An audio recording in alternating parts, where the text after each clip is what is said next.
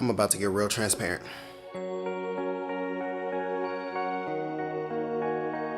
I was hanging out with a friend recently, and I consider him one of my best friends, but we hadn't hung out one-on-one in a few months. I didn't realize how long it had been, thanks in part to the social media era we live in, where we can stay connected without really connecting. But I also hadn't noticed because for the better part of this year, I've been in a really bad funk.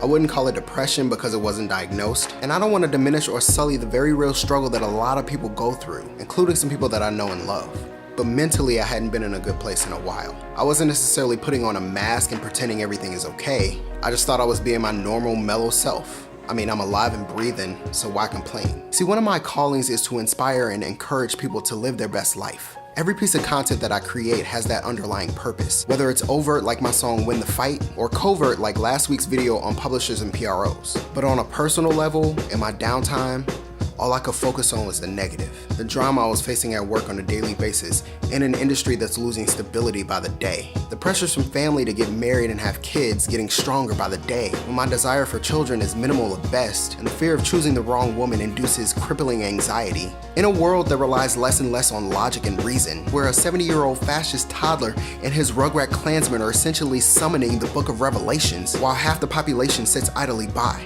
And while on the topic of the Bible, it pains me to see so many people claim to be Christian, whose words and actions are the complete antithesis of the love, care, and grace of Christ. Those combined with the other 1,100 thoughts running through my analytical brain, everything in my eyesight was illogical. I couldn't unsee it, and I couldn't not feel a way about it. We are the food we eat, and all I was consuming was junk. As much as I preach self-care to others, I wasn't taking my own advice. So I'd been dealing with this funk, and it wasn't going well. I wasn't eating properly, I wasn't exercising, I had little energy to engage or entertain others. And when I did, I masked my general sense of malaise with deflection. But with some intense prayers, a lot of worship music, and a ton of self-reflection, I woke up one morning a few weeks ago and I felt a bit of release. Not a wave of relief, but just a subtle release. And slowly but surely it's been getting better. Like the John Mayer song says, I'm in repair.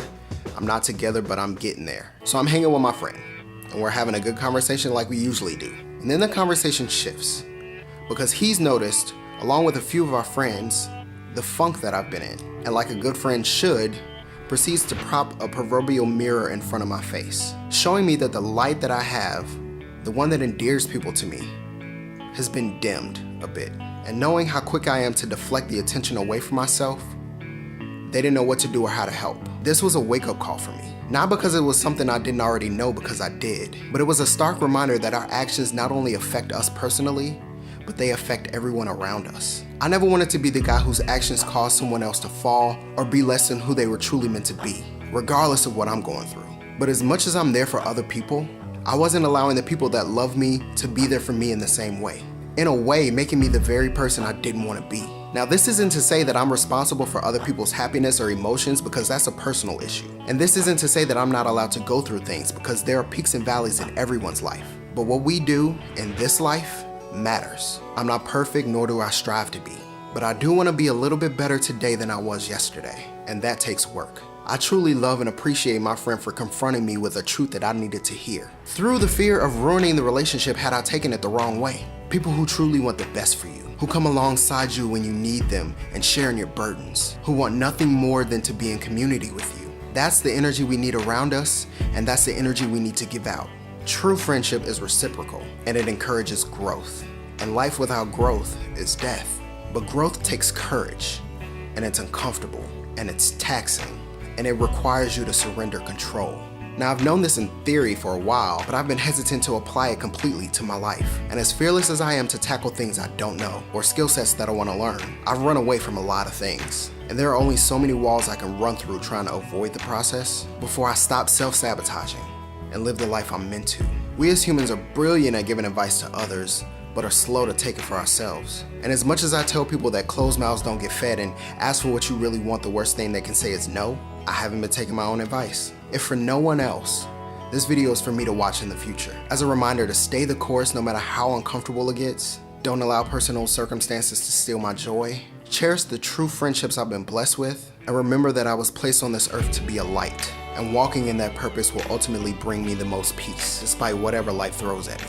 But most importantly, it's okay to not be okay.